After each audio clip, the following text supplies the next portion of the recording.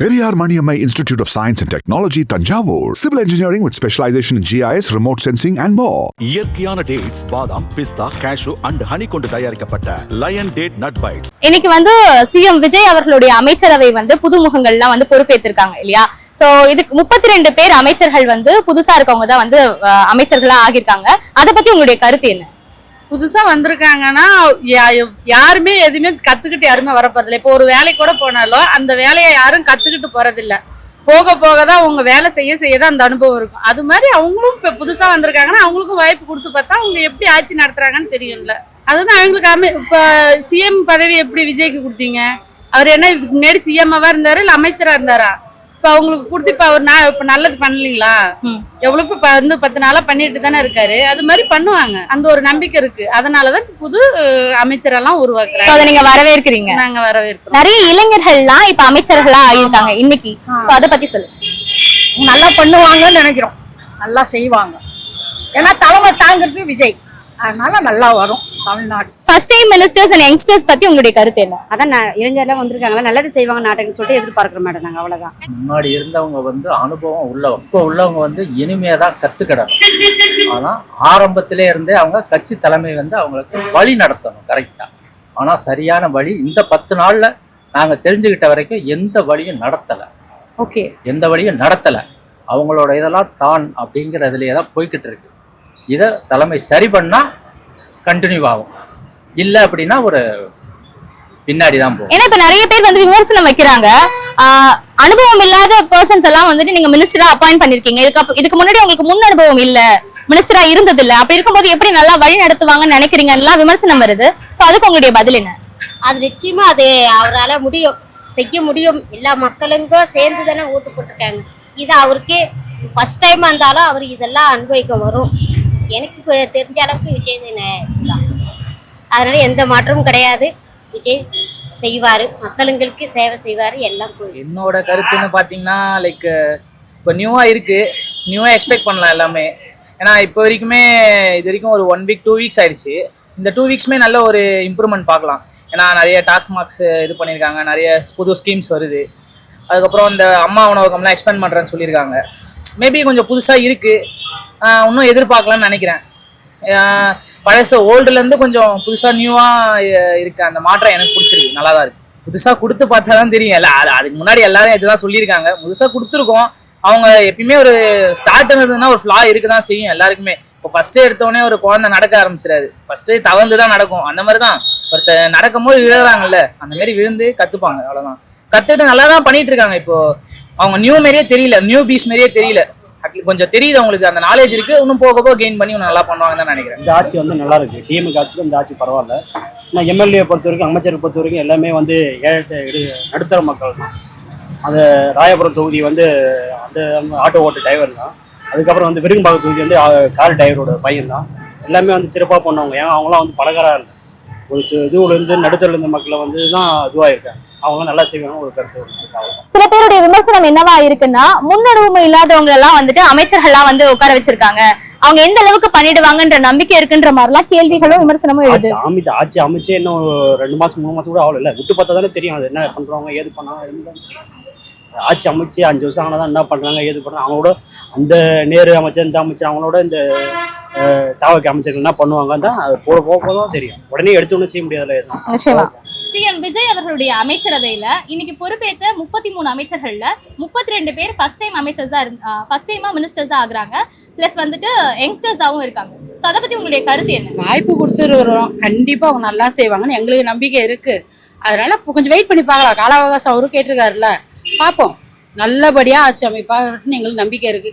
அதனாலதான் ஓட்டு போட்டு இது பண்ணி வச்சிருக்கிறோம். கண்டிப்பா பண்ணுவார். நிறைய பேர் விமர்சனம் வைக்கிறாங்க, இவ்வளவு யங்கான பர்சன்ஸ் எல்லாம் நீங்க மினிஸ்டரா அப்பாயிண்ட் பண்ணிருக்கீங்க, அவங்களுக்கு முன் அனுபவம்லாம் அவ்வளவா இல்ல, நல்லா எடுத்துட்டு போயிடுவாங்கன்றதெல்லாம் ரொம்பவே கேள்விக்குறியான விஷயம்லாம் சொல்றாங்க. சோ அதுக்கு உங்களுடைய பதில் இருக்கு? அப்படிலாம் ஒண்ணும் நடக்காது. எங்கானவங்க தான் இப்ப எல்லாமே தெரிஞ்சு பண்ணுவாங்க. எனக்கு தெரிஞ்சு இப்ப நடக்கிறதுக்கு எல்லாத்துக்குமே பிரச்சனை எவ்வளவோ நடந்துட்டு தான் இருக்கு, இல்லாமலாம் இல்ல.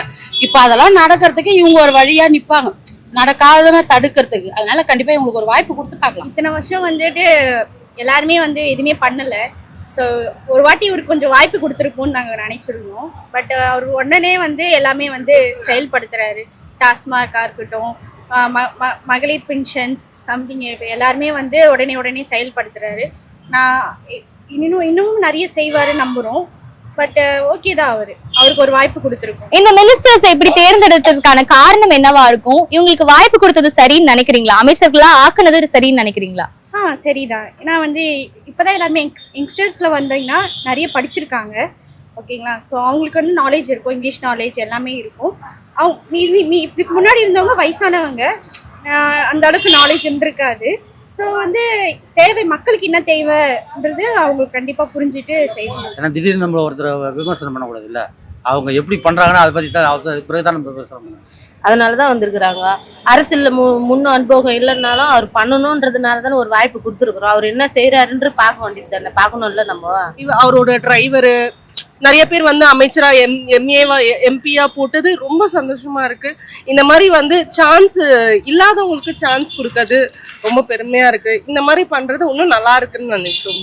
இளைஞர்களை வந்து அமைச்சர்களா தேர்ந்தெடுத்துக்கிறது வரவேற்கத்தக்கது தான்.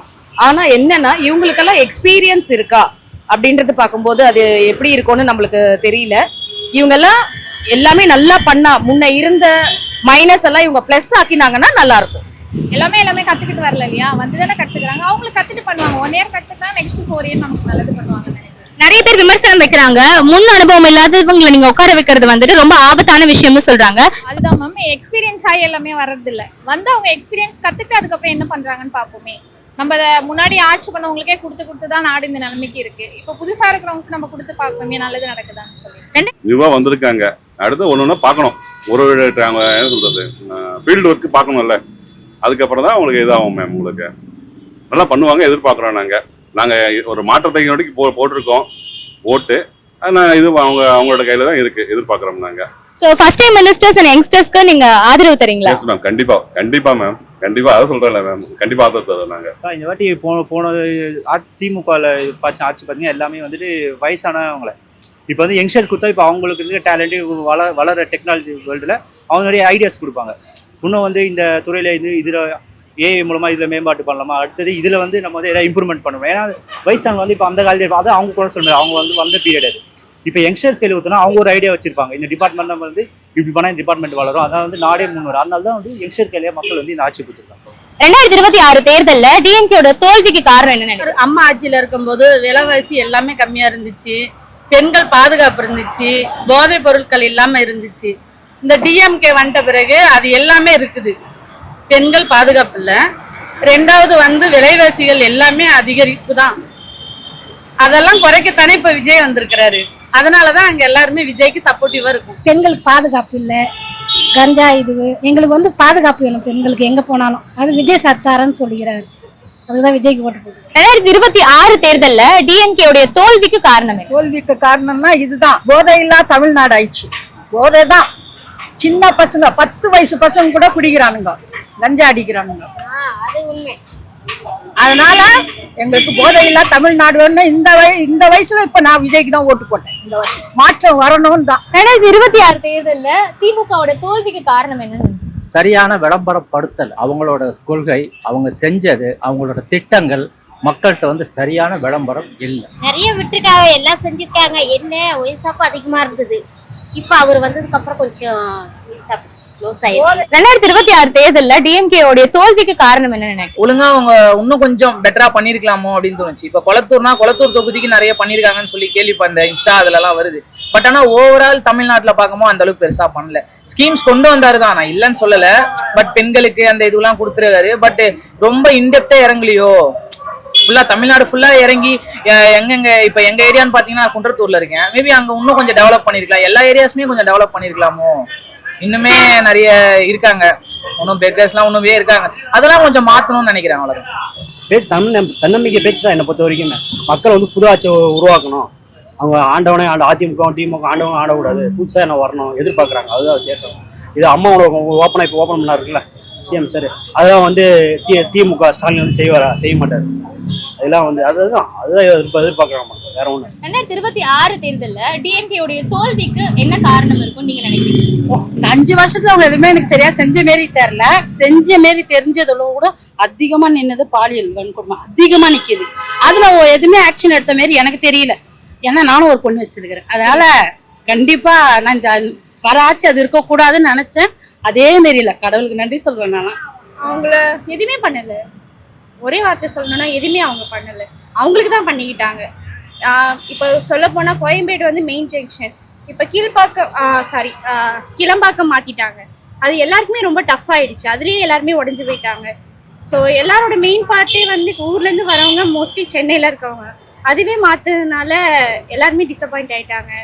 பட் நிறைய ரேப் எதுவுமே அவங்க வந்து எதுவுமே தலையிடலை அதில். ஸோ இதுக்கப்புறம் வந்து விஜய் ஆட்சியில் வந்து இது மாதிரி நடக்காதுன்னு நாங்கள் நம்புகிறோம். தோல்விக்கு காரணம் என்னன்னா மக்கள் மனசுல அந்த அளவுக்கு அவர் இடம் பிடிக்கல, செய்யல. அதனால எல்லாருக்கும் வெறுப்பு உண்டாயிடுச்சு, அவ்வளவுதான். மக்கள் நினைச்சது வந்து அவங்க செய்யாம இருந்தா கூட வந்து மேபி வந்து அவங்க தோத்துருக்கலாம். இது வந்து நிறைய நம்பிக்கை வச்சிருந்தாங்க. ஆனா மக்கள் புதுசா ஏதாவது ஒரு மாற்றம் வேணும் அப்படின்ற ஒரு இதனாலதான் ஒரு மாற்றத்துக்காக பண்ணிருக்காங்க. ஒரு மாற்றத்தை மக்கள் தேடுறாங்கன்னாவே அங்க ஏதாவது தவறு இருந்திருக்கும்ல. அப்படி நீங்க பாக்குறது தவறுகளா என்ன? தவறுகள்னு சொல்ல நம்ம பாயிண்ட் அவுட் பண்ண முடியாது. நார்மலா இவங்களே திரும்ப திரும்ப வர்றதுக்கு புதுசா யாராவது வந்தா இன்னும் நல்லா நடக்கும்னு எதிர்பார்த்தோம். 2026 தேர்தல்ல திமுக தோல்வி அடைஞ்சாங்க இல்லையா, அதுக்கான காரணம் என்னவா இருக்கும் நீங்க நினைக்கிறீங்க? அவங்க முன்னாடி எதுவுமே பண்ணலன்றதால தான் நம்ம அவங்களை இப்படி தோல்வி பண்ணியிருந்தாங்கன்னா அவங்க எல்லாரும் வெற்றி பெற்றிருப்பாங்க இல்லையா. சோ இப்ப 2026 தேர்தல்ல டிஎம்கே வந்து தோல்வியுற்றாங்க இல்லையா, அதை பத்தி உங்களுடைய கருத்து என்ன? அது வந்துட்டு டிஎம்கே வந்து தோத்துறாங்க சொல்ல மக்கள் வந்து அவங்கள தோக்கடிச்சிட்டாங்க. ஏன்னா வந்துட்டு இப்போ துப்புரவு பணியாளர் அது ஒரு இஷ்யூ போச்சு பாருங்க. அதில் வந்து முதலமைச்சர் வந்து செவி சாய்க்கவே இல்லை. அப்புறமேட்டு அவரோட அமைச்சர் சேகர் பாபு இவங்களாம் வந்து எதுவுமே செவி சாய்க்கவே இல்லை. நீங்களே பார்த்து நிறைய நியூஸ்ல துப்புரவு பணியாளர் கேள்வி கேட்டாலும் அவங்க வந்து வெளிநடப்பு செஞ்சிடறாங்க. புரியுதுங்களா? இதுதான் அதுக்கு அவங்க தோத்ததுக்கு இன்னொரு காரணம் என்ன, நீட் தேர்வு ரத்துனாங்க. இன்னும் நீட் தேர்வு ரத்து இல்லை. ஃபர்ஸ்ட் அவர் வந்தோடனே இப்போ வந்து எதிர்கட்சி தலைவர் உதயநிதி ஸ்டாலின் வந்து அப்போ வந்து துணை முதலமைச்சர் அவர் சொன்னார் நீட் தேர்வு வந்து ரத்துனார். இன்னும் அதுக்கான ஏற்பாடு செய்யலை.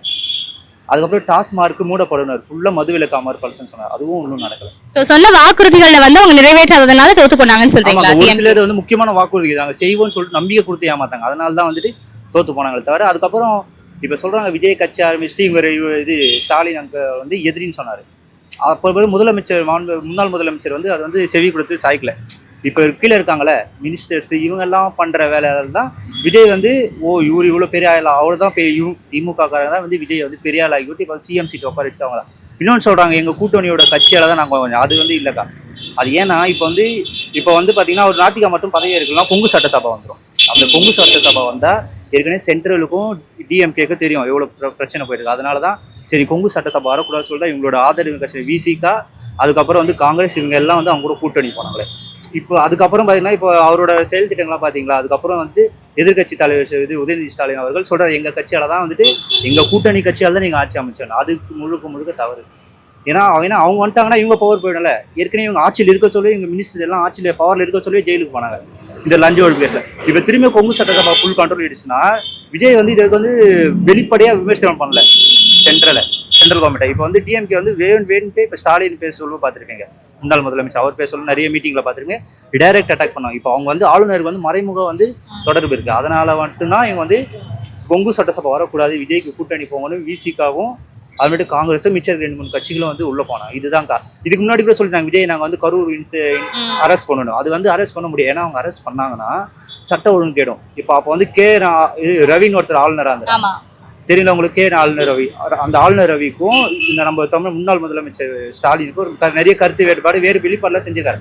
அதனால சட்ட ஒழுங்கு கேடுனா ஆளுநர் வந்து சென்ட்ரல் பவர், அவர் வந்து ஆட்சி கழிச்சுனா இங்கே வந்து கொங்கு சட்டசபை வந்து எங்க நம்ம ஆட்சி கழிஞ்சுன்னு சொல்லிட்டு தான் அந்த கரூர் இன்சிடென்ட் பண்ணி விஜய் மேல கேஸ் போடல, ஒரு நெகட்டிவிட்டி தான் பரவணும். ஆனா அவர் பரப்பின எல்லா நெகட்டிவிட்டியும் அவருக்கு பிகெஸ்ட் பாசிட்டிவ் வந்து இப்ப ஜெயிச்சிட்டாரு.